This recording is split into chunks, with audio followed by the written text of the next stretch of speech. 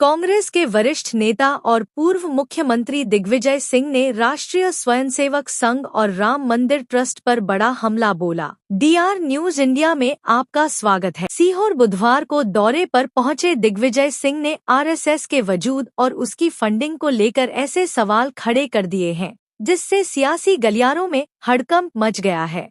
दरअसल दिग्विजय सिंह ने देश के नियमों का हवाला देते हुए RSS के रजिस्ट्रेशन पर ही गंभीर सवाल उठा दिए। उन्होंने कहा कि नियम के मुताबिक देश में किसी भी समिति या संगठन का रजिस्ट्रेशन होना, उसके सदस्यों की सूची होना और बैंक खाता होना अनिवार्य है, लेकिन RSS का कोई आधिकारिक रजिस्ट्रेशन नहीं है। सिंह ने सीधा आरोप लगाते हुए पूछा, जब संगठन रजिस्टर्ड ही नहीं है तो इसमें आने वाला करोड़ों अरबों रुपया कौन संभालता है? यह पैसा कहाँ जाता है और इसका हिसाब कौन रखता है?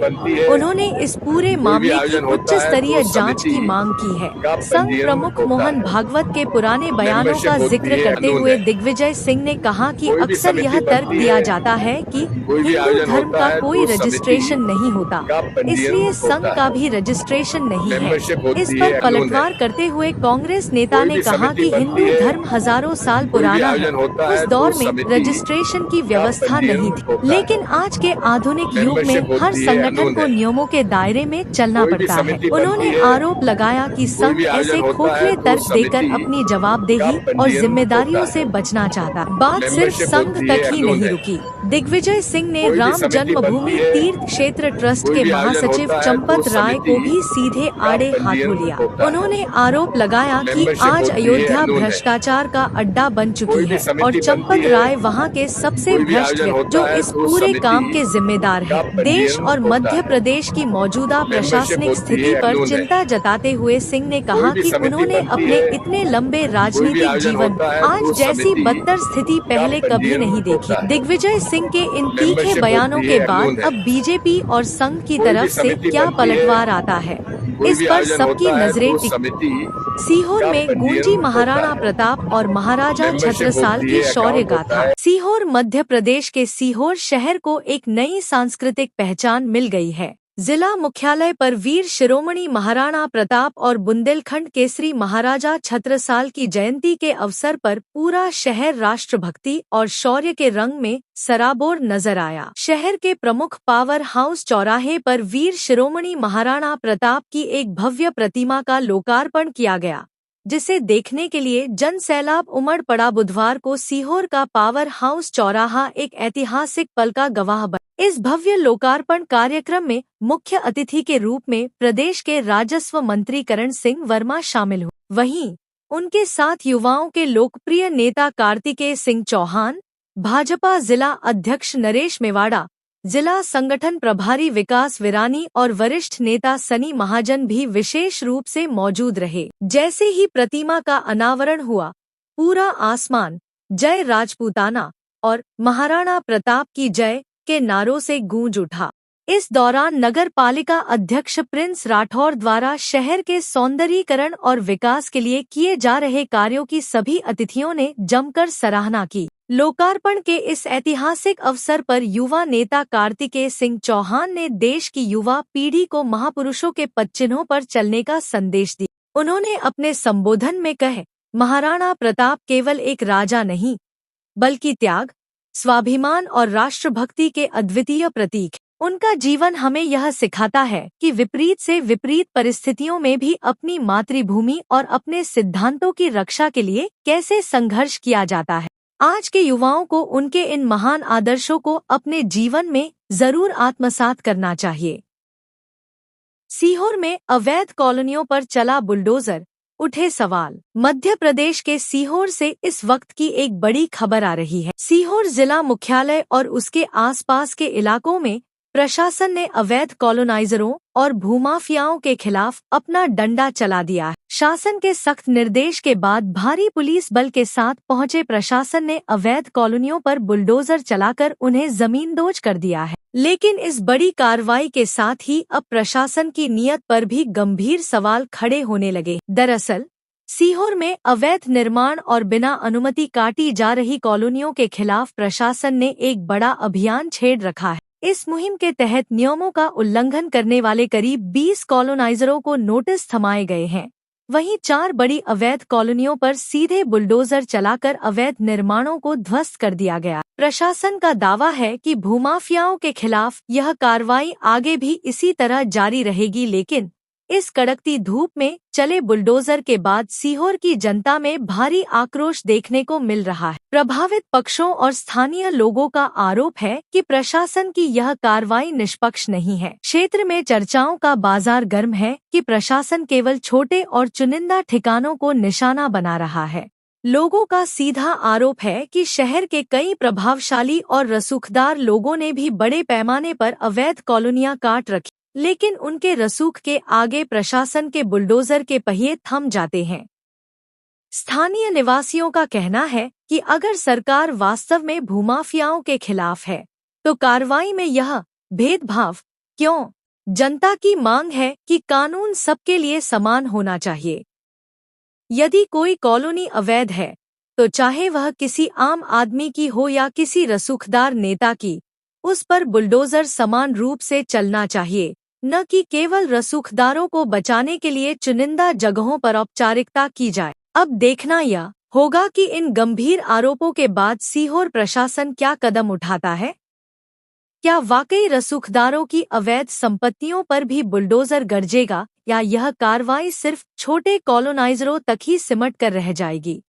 सड़क किनारे निर्माणाधीन खुली नाली में एक बाइक सवार गिरा। सीहोर जिले के बिल्किसगंज जोड़ पर गुरुवार को एक बड़ा हादसा होते होते टल गया। सड़क किनारे निर्माणाधीन खुली नाली में एक बाइक सवार गिर गया। गनीमत रही कि बाइक सवार को गंभीर चोट नहीं आई, लेकिन इस घटना के बाद बाइक नाली के मलबे और लोहे के सरियों के बीच बुरी तरह फंस गई। आसपास मौजूद राहगीरों ने काफी मशक्कत के बाद बाइक को बाहर निकाला। प्रत्यक्षदर्शियों के अनुसार सड़क किनारे बनी यह नाली लंबे समय से खुली पड़ी है और यहाँ न तो बैरिकेडिंग की गई है और न ही कोई चेतावनी बोर्ड लगाया गया। स्थानीय लोगों का कहना है कि इस मार्ग पर पहले भी कई छोटे बड़े हादसे हो चुके। उनका आरोप है कि निर्माण कार्य के दौरान सुरक्षा मानकों की लगातार अनदेखी की जा रही, जिससे राहगीरों की जान जोखिम में पड़ रही है। भैरुंदा क्षेत्र में रेत के अवैध परिवहन को लेकर ग्रामीणों का गुस्सा फूटा। सीहोर जिले के भैरुंदा क्षेत्र में रेत के अवैध परिवहन को लेकर ग्रामीणों का गुस्सा फूट पड़ा। ग्राम रफीगंजलोदड़ी में ग्रामीणों ने रेत से भरे ट्रैक्टर ट्रॉलियों को रोककर न सिर्फ प्रशासन की कार्यप्रणाली पर सवाल उठाए, बल्कि वाहन चालकों के पास जरूरी दस्तावेज न होने का भी खुलासा किया। सीहोर के ग्राम रफीगंजलोदड़ी में गुरुवार को उस समय हंगामे की स्थिति बन गई जब ग्रामीणों ने गांव के भीतर से गुजर रहे रेत से भरे ट्रैक्टर ट्रॉलियों को रोक लिया। ग्रामीणों का आरोप है कि ये वाहन तेज रफ्तार से गांव की सड़कों पर दौड़ते हैं, जिससे हर समय दुर्घटना का खतरा बना रहता। ग्रामीणों का कहना है कि कई बार ट्रैक्टर चालकों को गांव के रास्ते का उपयोग नहीं करने की समझाइश दी गई, लेकिन कोई असर नहीं हुआ। गांव के चौकीदार ने भी उन्हें रोकने का प्रयास किया, लेकिन चालक नहीं माने। ग्रामीणों के अनुसार इन वाहनों की लापरवाही के कारण गांव में बच्चों और राहगीरों की जान खतरे में पड़ रही है। मौके पर रोके गए ट्रैक्टरों की जांच के दौरान कई चौंकाने वाले तथ्य सामने आए। ग्रामीणों का दावा है कि अधिकांश वाहनों पर नंबर प्लेट तक नहीं थी। वहीं पकड़े गए एक चालक ने कैमरे के सामने स्वीकार किया कि उसके पास रेत परिवहन की रॉयल्टी नहीं है और वह बिना ड्राइविंग लाइसेंस के ट्रैक्टर चला रहा है। ट्रैक्टर चालक वीर ग्रामीणों ने आरोप लगाया कि क्षेत्र में अवैध रेत कारोबार खुलेआम जारी है और कार्रवाई से बचने के लिए अब मुख्य सड़कों के बजाय ग्रामीण मार्गों का इस्तेमाल किया जा रहा है। इससे न केवल सरकारी राजस्व को नुकसान हो रहा है, बल्कि गांवों की सुरक्षा भी खतरे में पड़ गई है। ग्रामीणों का आक्रोश हाल ही में हुए एक हादसे के बाद और बढ़ गया। लोदड़ी गांव में कुछ दिन पहले एक तेज रफ्तार ट्रैक्टर ट्रॉली अनियंत्रित होकर सड़क किनारे स्थित दुकान में घुस गई थी। उस दौरान दुकान में मौजूद एक बच्ची को समय रहते सुरक्षित बाहर निकाल लिया गया, जिससे बड़ा हादसा टल गया था। घटना के बाद ग्रामीणों ने डायल 100 पर पुलिस को सूचना दी और मांग की कि गांव के भीतर से रेत का परिवहन पूरी तरह बंद कराया जाए। उनका कहना है कि यदि रेत का परिवहन करना है तो वैध दस्तावेजों और मुख्य मार्गों से करें। भाजपा कार्यकर्ता और ढाबा संचालक सचिन राजपूत की हत्या के मामले का पुलिस ने खुलासा किया। नर्मदापुरम जिले के सोहागपुर में भाजपा कार्यकर्ता और ढाबा संचालक सचिन राजपूत की हत्या के मामले का पुलिस ने 24 घंटे के भीतर खुलासा कर दिया है। इस सनसनीखेज हत्याकांड में आरोपी कोई और नहीं बल्कि सचिन का मुंहबोला जीजा निकला। पुलिस के मुताबिक चरित्र शंका के चलते इस वारदात को अंजाम दिया गया। सोहागपुर के महुआ गांव के पास राजपूत ढाबा संचालित करने वाले भाजपा कार्यकर्ता सचिन राजपूत की हत्या ने पूरे क्षेत्र को झकझोर कर रख दिया। 17 जून की रात सचिन घर नहीं पहुंचा तो परिजनों ने पुलिस को सूचना दी। इसके बाद पुलिस ने मोबाइल लोकेशन के आधार पर तलाश शुरू की। रात करीब 3 बजे रानी पिपरिया नहर क्षेत्र की एक पुलिया के पास सचिन का खून से लथपथ शव बरामद हुआ। उसके सिर में गोली लगने के निशान मिले। शुरुआत में मामला अंधे कत्ल जैसा लग रहा था, लेकिन पुलिस ने जांच का दायरा बढ़ाते हुए सीसीटीवी फुटेज खंगालना शुरू किया। ढाबे के सीसीटीवी फुटेज में एक अहम सुराग मिला। फुटेज में दिखाई दिया कि आरोपी विवेक गुर्जर, जो सचिन का मुंहबोला जीजा बताया जा रहा है, करीब 80 किलोमीटर दूर से बाइक पर ढाबे पहुंचा था। ढाबे पर दोनों के बीच बातचीत हुई और इसके बाद आरोपी सचिन को अपने साथ बाइक पर बैठा कर ले गया।